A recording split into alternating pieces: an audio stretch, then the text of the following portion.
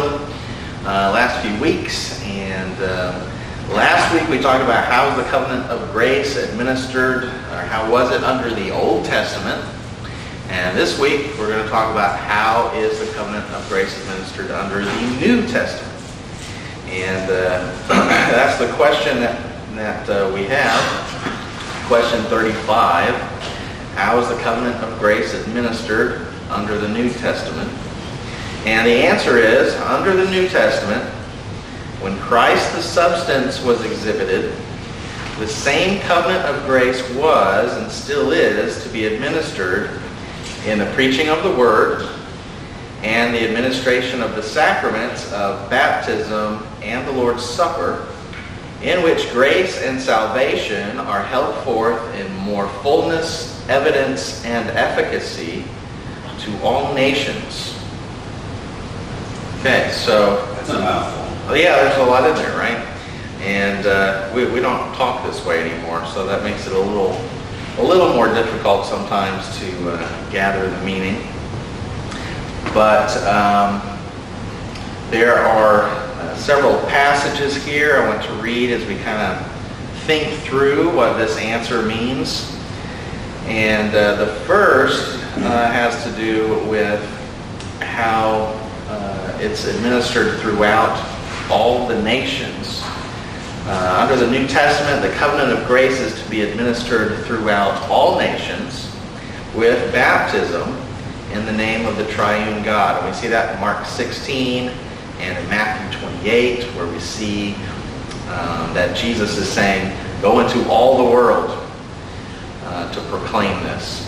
It's no longer just the Jews. The Jews were the ones who were able to participate in, observe the ordinances of the covenant of grace in the Old Testament, but now it's extending. The covenant of grace is to be administered throughout all the nations, not just the Jewish nation. And baptism is one of the ordinances that is to be used. Go therefore and make disciples of all nations, baptizing them in the name of the Father and of the Son and of the Holy Spirit. And also the Lord's Supper is an ordinance, not just baptism, but also the Lord's Supper. And we see in 1 Corinthians 11, Paul talking about how he had received this from the Lord, this ordinance of the Lord's Supper, and then he is passing it on, delivering it to the churches. He says, for I received from the Lord what I also delivered to you, that the Lord Jesus, on the night when he was betrayed, took bread, and when he had given thanks, he broke it and said, this is my body, which is for you. Do this in remembrance of me.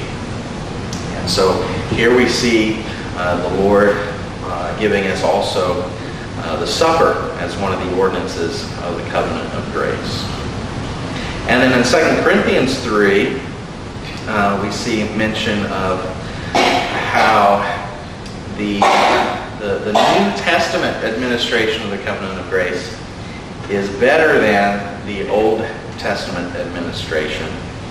And it says that as ministers of the new covenant, which is not of the letter, but of the Spirit. And that's the key difference. It's not of the letter, but of the Spirit.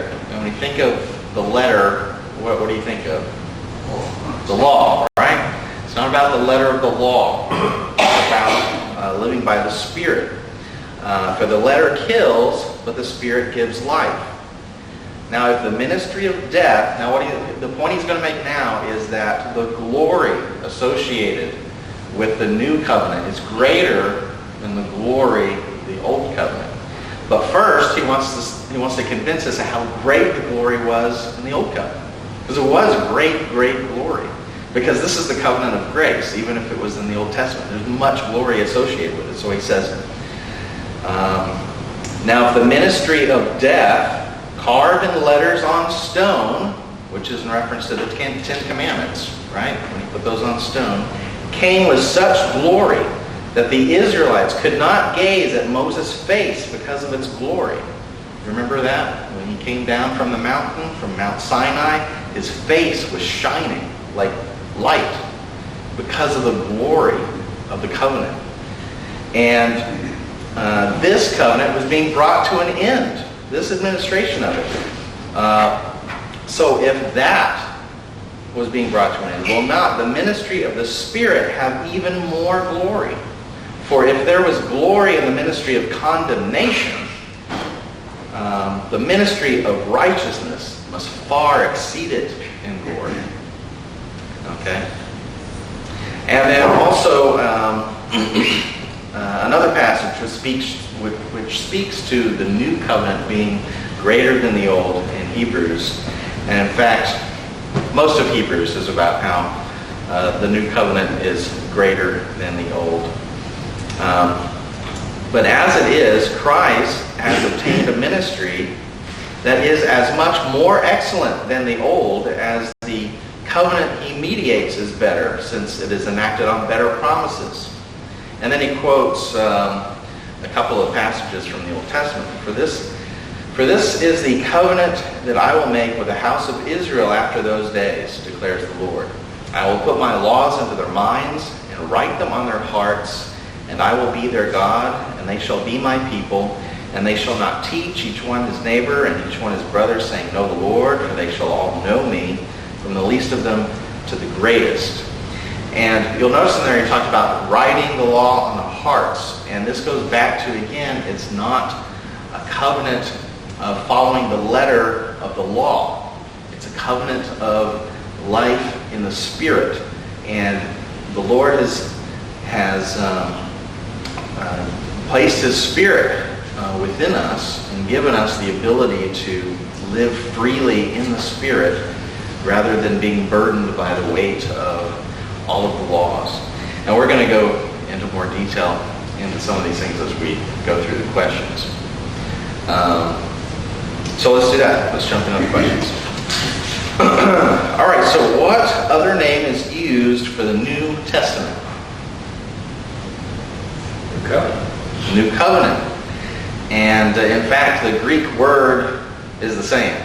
Covenant and Testament, same Greek word. Depending on how it's being used in the verse and the context. But it's the same word. You can use it interchangeably. And so the next question is, what is the relation of the New Testament or New Covenant to the covenant of grace?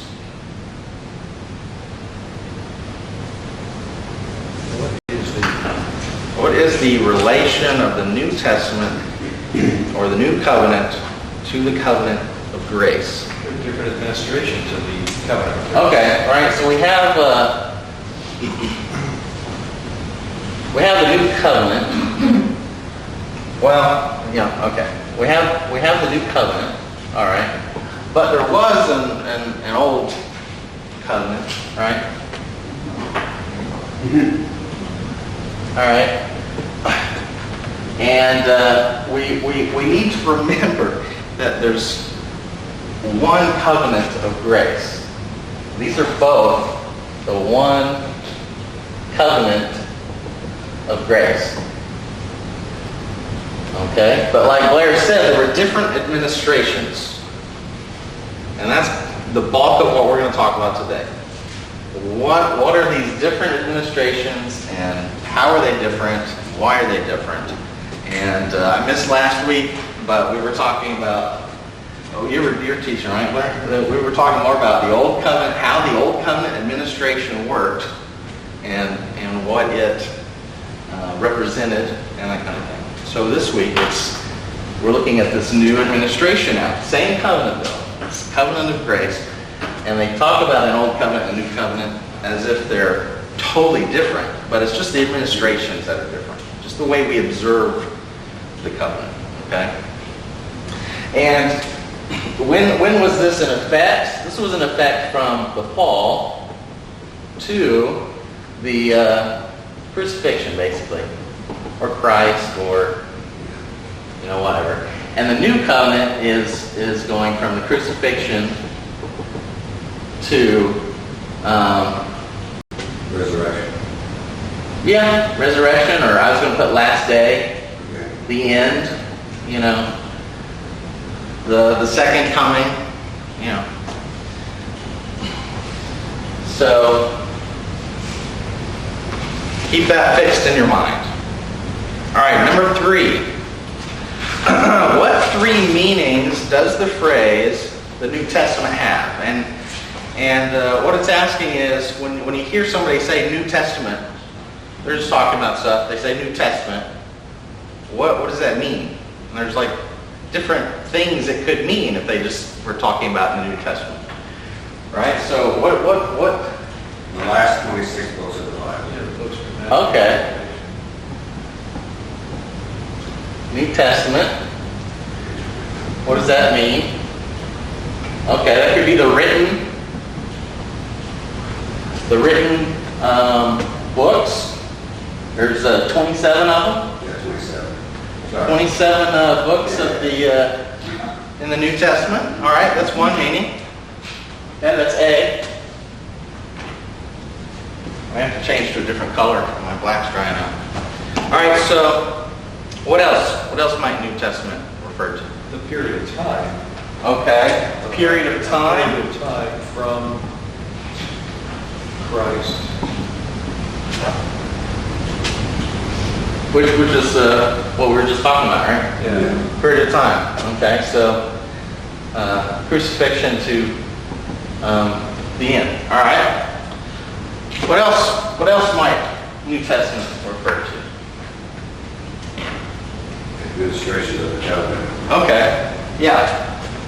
What we're talking about today, the new administration, change of administration. And we're going to talk into more detail about what that means. That's the focus of today. Okay, so number 4. Why does the Catechism speak of Christ as the substance? What does that mean?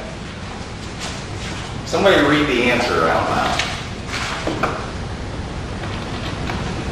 Under the New Testament, when Christ, the substance, was exhibited, the same covenant of grace was and still is to be administered in the preaching of the Word and the administration of the sacraments of baptism and the Lord's Supper, in which grace and salvation are held forth in fullness, evidence, and efficacy to all nations. Okay, so under the New Testament, when Christ, the substance, was exhibited. All right, when somebody says the word substance, what do you think of? Something tangible. Yeah. What was that? Something tangible. Something tangible. Yeah, something tangible. That's pretty good. Okay, I like that. Complete? How so? There's Okay. substance. Oh, okay. There's weight to it. Yeah. You know, this is a plan with substance or something. You know, it's got a, Colossians 2, that he's the fullness of the Godhead bodily, and you are complete in him. weight. Yeah. Not empty. Okay, very good. Okay, so why do you think they use that word to refer to Christ? He's the substance of the old and the new. He's the substance of the old and the new. It says when it was, the substance was exhibited, it was always there. Okay. But we didn't see it until God came in the form of a man. Okay, very good. So when Christ came, we began to see that He's the substance. He's the weightiness. He's the tangible thing that all of this points to. John says we beheld His glory. We beheld His glory. Right. Right? Glory only begotten of the Father, full of grace and truth. Okay.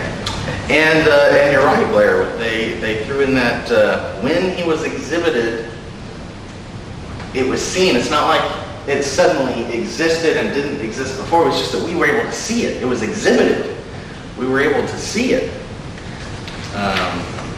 So that's cool.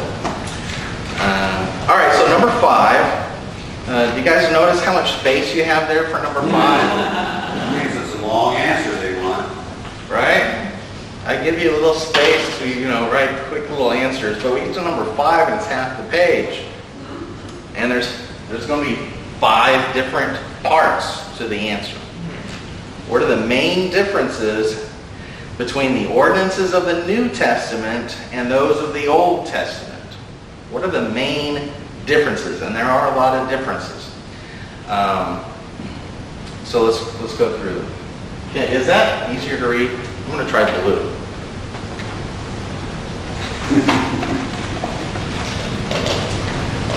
People at home are wondering, what is up with these different colors? Okay. All right, so like I said, these are the differences. And what we're talking about are differences in the administration. We've got the Old Covenant, the New Covenant, administration. What are the differences? Because they're both the covenant of grace. That hasn't changed. But the way it's being administered, the way it looks to believers is different. Okay? Yeah, and for every difference, there's a similarity.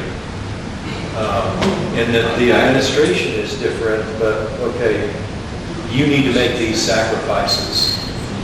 Under the Old Testament, I provide the perfect sacrifice under the new. Okay, right. Absolutely. Well, I hesitate to just have you guys throw stuff out. So get it started. So I'll get it started. Okay, the first one is that there are fewer ordinances. Fewer? What was that one? Fewer. Less.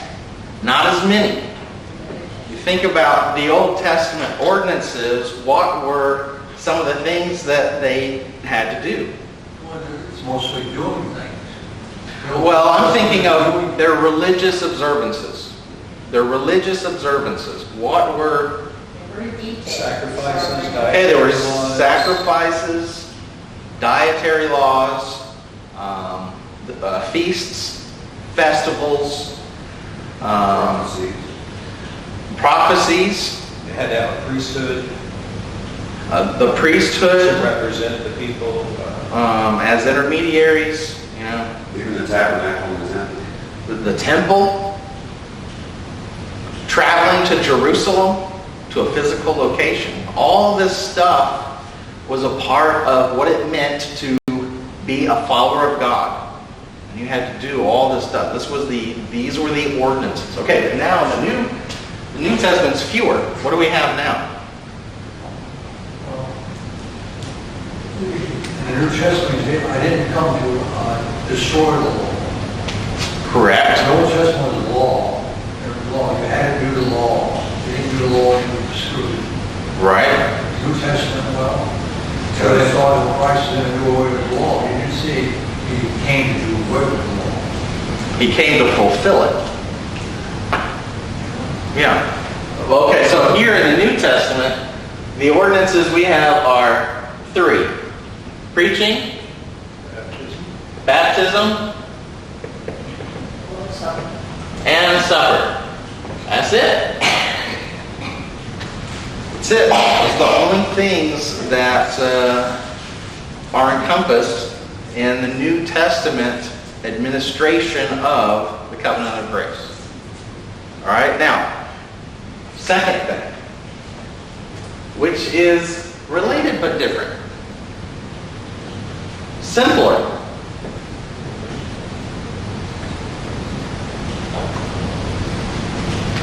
Simpler. If you need anything, If you need to have a church building, what do you need today? You go sit under a tree. Yeah, You could have just a canopy that you sit under. that's just for comfort. Right? You don't need anything. I remember what Jesus said to the woman at the well. She's like, my people say we've got to go here to worship, here in Samaria, and the Jews say we have to go to the temple in Jerusalem. And Jesus said, The time is coming and is now here when God's people will worship in spirit and in truth. day is coming, we're going to worship in spirit and in truth. You don't have to go to a place. They had to go to Jerusalem. They had to go to the temple. They had to build a temple Just building the temple was complicated. New Testament church doesn't have to go to a certain place. We can go sit under a tree and worship. And the tree is optional. Right? Passover. Let's celebrate Passover. We have to do this each week. What all is involved in Passover? It's like a whole chapter of everything you have to do. You have to select the lamb. You have to do certain things with the lamb. You have to get a certain very specific food together. You have to cook it and arrange it a certain time of day. You have to stand in a certain way. You have to paint the blood. No leftovers. No leftovers. You burn it up. And there's all these rules about how to do Passover. And in the New Testament, we have the supper that's told to us. We have the example of the original supper to follow. And what Paul says is in, where to go? 1 Corinthians 11, Jesus says, as often as you drink it or eat it in remembrance of me. He doesn't even say how often to do it. Just as often as you do this, do it in remembrance of me, because that's the key point, okay? In the New Testament, we talk about the inner self and the outer self. The inner self and the outer self? In the New Testament. I don't know the scripture reference to that, but they do talk about the inner self and the outer self. Okay. Yeah. Maybe. Do they ever mention that in the Old Testament? I don't recall reading in the Old Testament. They talk About the heart? Is that what you're talking about? The heart? Well, however you define Heart obedience rather than... Heartfelt as opposed to physical. Yeah, absolutely. It's absolutely there. Yeah. Absolutely. And even the prophets would cry out, you need to circumcise your hearts, you know. Forget about the external. Circumcise your hearts, you know. You guys honor me with your lips, but your hearts are far from me. You know, there's a lot of references like that. So it's not like living according to the law in your heart is a new thing. It's not a new thing at all. Okay, so simpler, much simpler. Hebrews passage was saying. What's that, Blair? That's what the Hebrews passage was saying, that I'll put my laws in their minds and write them on their hearts. Mm-hmm. That's quotation from Jeremiah. Yeah. 31. Okay, a third thing. More spiritual, and it's interesting that Sam gives us this segue about the heart issue. It is more spiritual. All of the Old Testament ordinances included the senses. You know, the wonder. I haven't been over to the Holy Land. And even if I had, I couldn't walk up to the temple because it's been destroyed. But can you imagine the glory of the temple? Everything covered with gold. The size of it, even just approaching, there would have been a reverence and an awe to the thing. I've never even been in a cathedral, but I hear the same kind of thing is true. There's just an awe, the majesty, the size, and the beauty of a cathedral. That was important. Even the sounds of the animals, the sounds of the slaughtering, the sounds of the bells tingling on the robes, all these sounds, and the smell of the blood, the smell of the fire as that sacrifices were burning, the smell of incense as the incense was burning. What's that? Good aroma. Good aroma. That phrase is used all the time. Mm-hmm. Absolutely.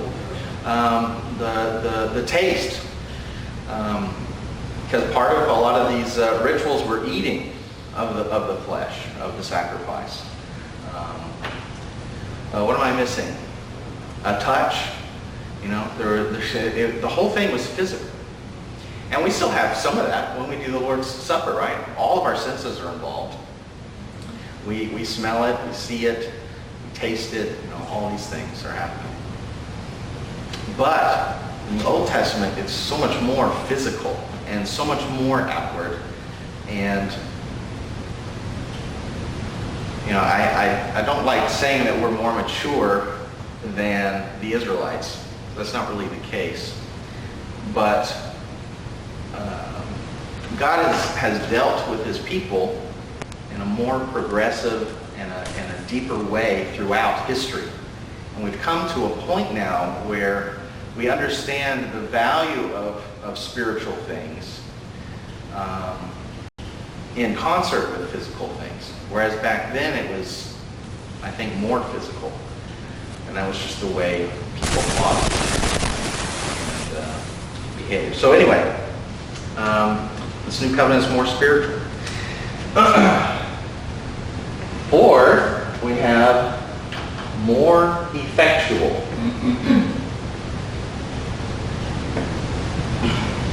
So what does effectual mean?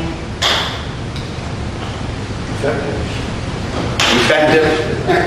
Okay, yeah. You can't, it's fine, a word. You can't. Word. Yeah. You can't throw a layer off. What's effectual mean? Effective.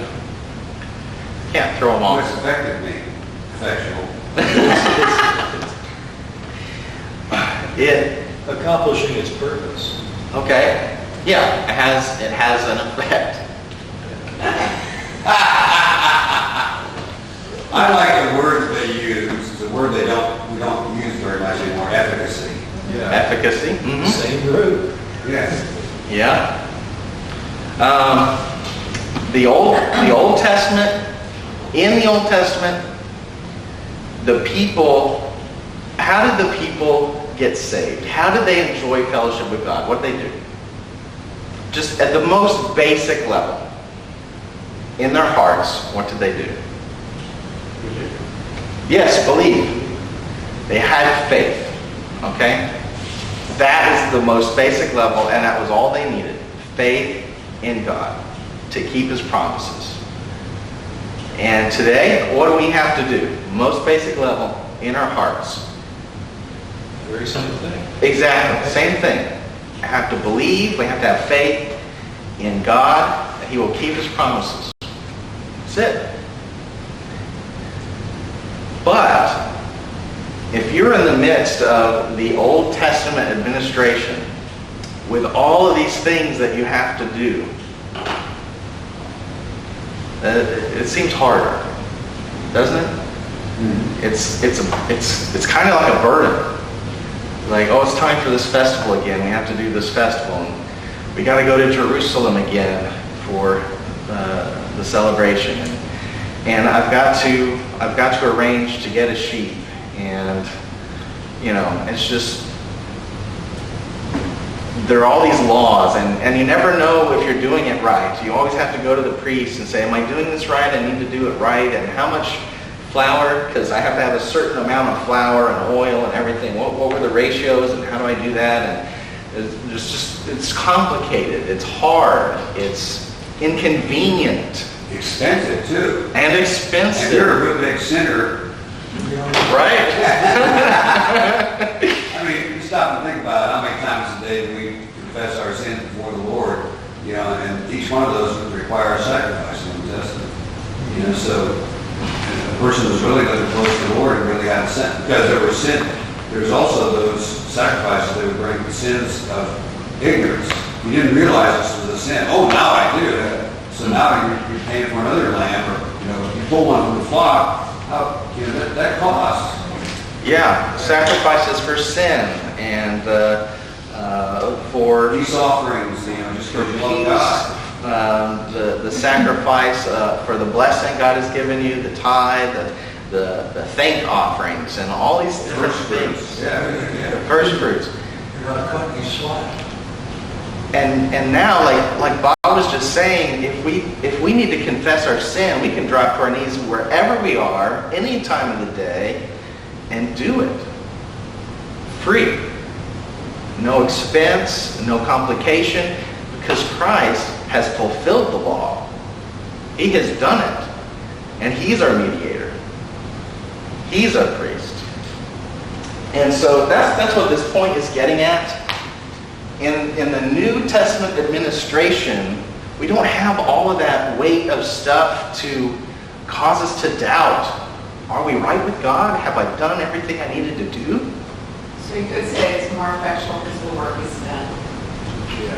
The work is done. Yeah, that's a good way to put it. But with that work being done and their hearts being changed, we should want to be with God's people. We should want to do the requirements, although it's not always the most natural thing. There should be a desire to live in a manner that is pleasing to God. Yeah, a part of our belief and our faith is that not only are we believing that God is keeping His promises, but we're grateful. If we really believe, we're grateful. And so we want to be near Him. We want to love the things that He loves, like worship and being righteous, living a life of holiness, and those kinds of things. It's just... Is that what the writer of Hebrews is? In the Old Testament. How did they get forgiveness? In the Old Testament. Same thing, by faith, believing God would keep His promises. And in the minds of the average believer, they believed they needed to offer sacrifices. Many of them looked at the Day of Atonement as the once a year time when all of their sins were forgiven. Okay, so if they didn't do them, But let me just clarify that the Day of Atonement did not forgive their sins. But they thought along those lines. Just the average, I'm sure, the average Israelite looked at the Day of Atonement and said, okay, all my sins are being forgiven now. Like today, somebody might say, well, Easter time, Good Friday, Easter, there you go. I'm good for another year. Yeah. I went to church at Easter. And we've had visitors come and want to participate in communion so they could have their sins forgiven. Because that's still taught in a lot of the Roman Catholic circles. That if you need your sins forgiven, you need to participate in communion, you need to go see the priest and confess your sins and do your penance, whatever the priest tells you got to do. But those sacrifices, even though they did not cover sins, they pointed toward, I think that what you're getting to is this point of similarity. Probably go to the next question. Yeah. All right, last one. E, more universal. In the Old Covenant administration, if you wanted forgiveness, and if you wanted to be right with God, what did you have to do? If you were not a Jew.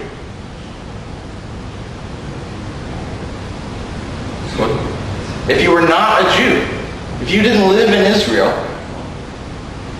what would you have to do? Converting. You'd have to convert. Okay.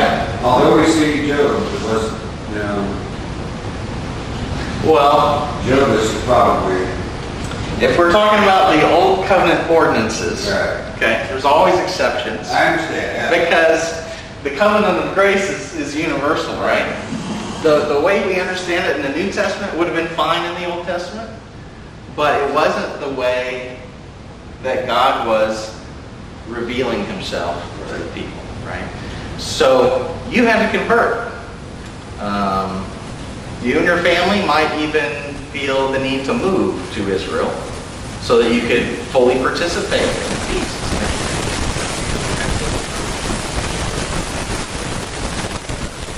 Everybody in the household? Yeah.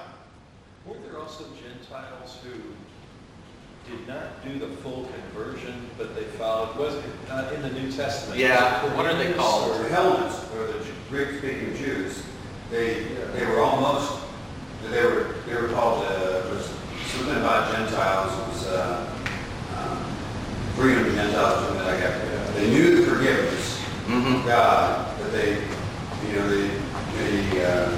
hung out with the Jews, they participated in all that they could, but they were still Greek-speaking, and most of them were not circumcised. Were they not permitted to go in the temple? Is No, that they were where in the the court of court the Gentiles was for? Yeah, and that speaks right to this as well. You couldn't even go into the temple to do the worship there, so you had to convert. Christianity, New Testament administration, there's no limitations. Limitations are gone. And because of these things, it's so much easier to fit into any culture of any age. Doesn't matter what the government looks like. Doesn't matter what the culture looks like. God has orchestrated it so that His church, His kingdom, can go throughout the earth. And that's awesome. Just look at the simplicity of the Lord's Supper. 2 elements you need is bread and wine, right? And that is in every culture, no matter where you go. Right. Bread and wine is everywhere. Water for baptism. Yeah. Everywhere. You don't have to go to Jerusalem in the temple. It's universal. All peoples, all nations, all languages, all tribes welcomed. All right, so these are the differences. All right? Bob says you can see all the way over here. So we're going to do the similarities. All right, we talked about the differences between the two administrations. What's the main point of similarity? We've already talked about it. Yep, right here.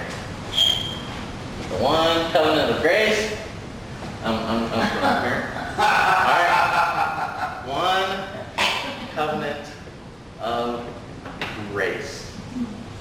And Paul hits this really hard in his letters, especially in Romans, in Corinthians. He's talking about the continuity between the people of God now and the descendants of Abraham by faith. It's the same faith that Abraham had that we have in the New Testament. We are God's people. And Paul spends so much time in all of his letters trying to get the Jews and the Gentiles together as one people of God. Because, they had spent centuries seeing themselves as the only people of God, and only they had the administration. Only they had the ordinances. Nobody else knew what God expected or wanted in worship. And so Paul spends a lot of time saying, guys, it's different now. We've got baptism, we've got the Lord's Supper, we've got the preaching of the Word. This is universal. It's for all people. So let's get together. All right, last question, and we're about out of time. How many dispensations are there in the Bible? How many dispensations are there in the Bible? Have you guys heard of dispensations? Have I used the word dispensation? I think we should use a today? different word for that. Well, we do. We do. Larry went into detail. Okay, you talked about dispensations? Yeah. All right. I would say in the Bible. 3? Okay, he's saying 3 dispensations. Okay, let's agree with that. All right, there's 3 dispensations in Scripture as we see it as Presbyterian Reformed people, with our roots going back to, dare I say, Paul.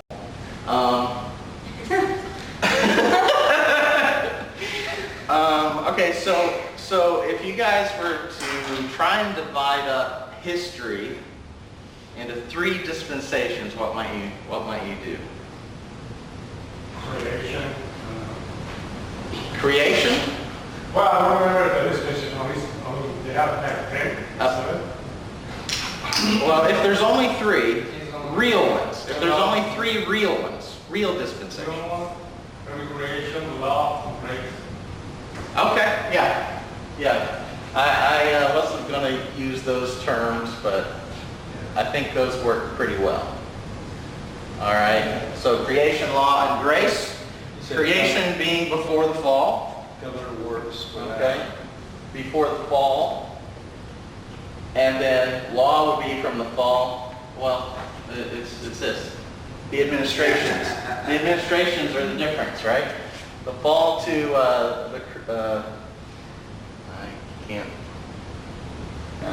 to the crucifixion, and then grace will be from the crucifixion to the last days. All right. So those would be, if you wanted to have dispensations and you needed those for some reason, this would be the dispensations.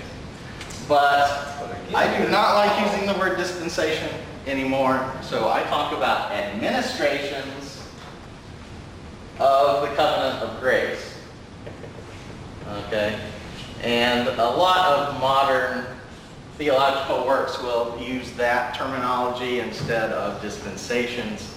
Did you talk about Schofield and Yeah. and his seven dispensations? Innocence, Yeah, I wrote them all down to go through them, but if you did them before, that's good. It's just false doctrine. It is. It's not. The only reason we're still talking about it today is because he put it into a study Bible when a study Bible was a novelty. And I love study Bibles. I have about 15 of them, and they're great. But it's just full of commentary. We didn't catch that yesterday. and you know that commentators.